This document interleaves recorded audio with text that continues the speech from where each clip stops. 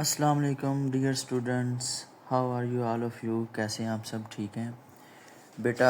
आज हम केमिस्ट्री की जो नाइन्थ क्लास की जो केमिस्ट्री है उसको हम स्टार्ट करने जा रहे हैं बेटा।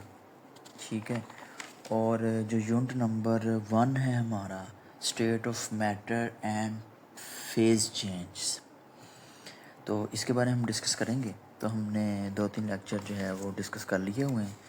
अब हम जा रहे हैं एलिमेंट के ऊपर। सबसे पहले हम इन डिटेल डिस्कस करेंगे एलिमेंट को, देन कंपाउंड और मिक्सचर को। तो आज हम जो है वो डिस्कस करने जा रहे हैं एलिमेंट के बारे में। ठीक है। तो इंशाल्लाह अच्छे तरीके से आपको समझाते हैं। सही है, तो स्टार्ट करते हैं अल्लाह का नाम लेकर।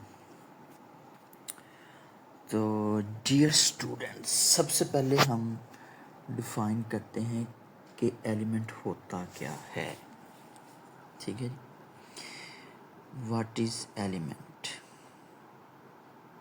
वैसे आपके माइंड में क्या होनी चाहिए एलिमेंट की डेफिनेशन? वैसे आप अपने माइंड में आप ज़रा रिवाइज़ करें तो एलिमेंट क्या होता है। तो बेटा जो एलिमेंट होता है वो basically is a substance made of same type of atoms. बेटा इसमें सबसे जो इम्पोर्टेंट बात है वो ये है कि सेम टाइप ऑफ एटम इसके अंदर होंगे, same type of atoms elements के अंदर, मतलब सारे के सारे जो एटम है वो एक जैसे होंगे। जैसे मिसाल के तौर पर मैं इधर कोयले का ढेर लगा लेता हूँ, तो सारे वो ढेर में एक तरह के एटम होंगे और वो कौन से होंगे? कार्बन होंगे। ठीक है बेटा जी। अच्छा, उसके बाद इसका एटॉमिक नंबर सेम होगा। ठीक है, एक तो सेम टाइप ऑफ एटम होंगे और दूसरा इसके अंदर क्या होगा बेटा? सेम एटॉमिक नंबर होगा। सेम, वैसे सेम को ऐसे रहने देना चाहिए था, ऊपर लिखा था सेम एटॉमिक नंबर होगा बेटा इसके अंदर। नंबर को ऐसे लिख देते हैं, सेम एटॉमिक नंबर होगा। और इसको हम सिंपल तरीके से, सिंपल ऑर्डिनरी केमिकल ज़राए से हम इसको तोड़ नहीं सकते, डिकम्पोज नहीं कर सकते।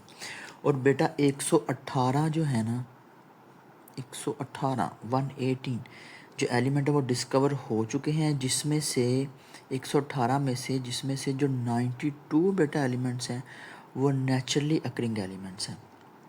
ठीक है। और जो मोस्ट इम्पोर्टेंट एग्जांपल है एलिमेंट की, जैसे मिसाल के तौर पर अगर मैं लिखूँ तो सोडियम, मतलब अगर एलिमेंट की डेफिनेशन आ जाए और वो 7 एग्जांपल पूछे ना भी पूछे तो आपने लिखनी है। सोडियम हो गया बेटा, पोटाशियम हो गया, मैग्नीशियम हो गया। ठीक है, ये हमारी बॉडी में भी पाया जाता है। जैसे कैल्शियम हमारे दांतों में बेटा पाया जाता है। ठीक है। उसके बाद कार्बन हमारे गोश्त में पाया जाता है, कपड़ों में पाया जाता है, प्लास्टिक में पाया जाता है। सिलिकॉन हमारी ज़मीन में पाया जाता है, मिट्टी में पाया जाता है। इस तरह बेटा नाइट्रोजन हवा में पाया जाता है।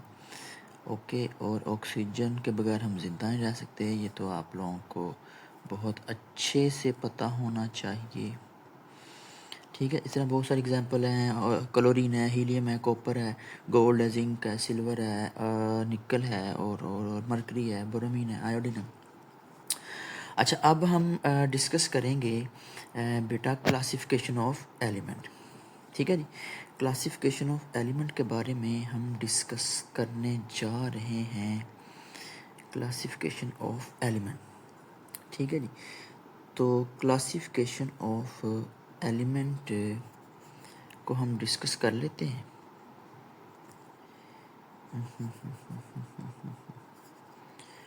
Classification of elements, classification of element. तो जी क्लासिफिकेशन ऑफ एलिमेंट के बारे में हम डिस्कस करते हैं, मतलब कि इसको कैसे और किस किस में क्लासिफाई किया गया। क्लासिफिकेशन, क्लासिफिकेशन CLASSIFIATION,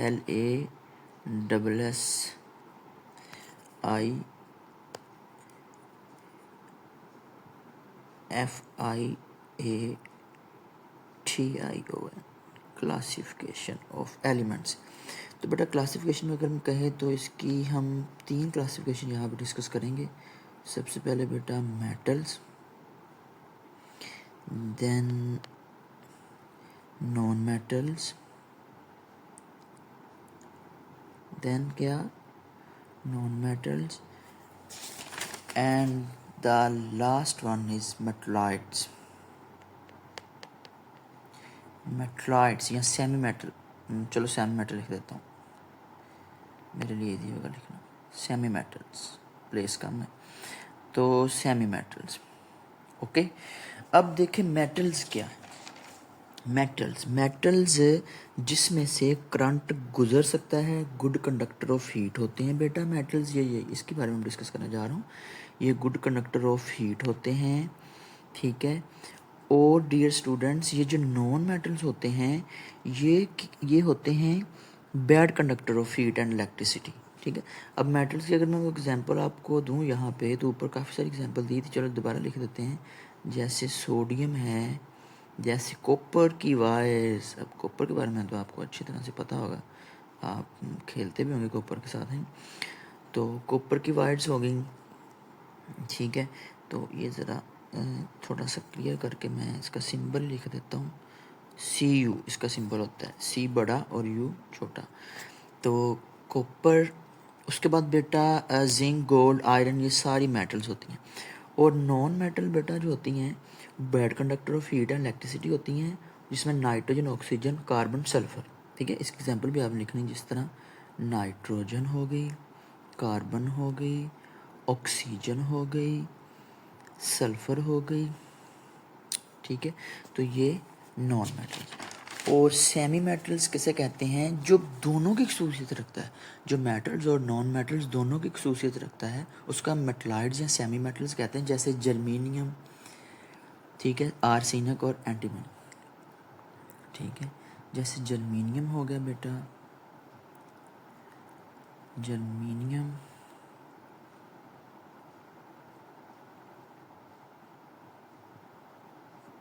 इस तरह आर्सेनिक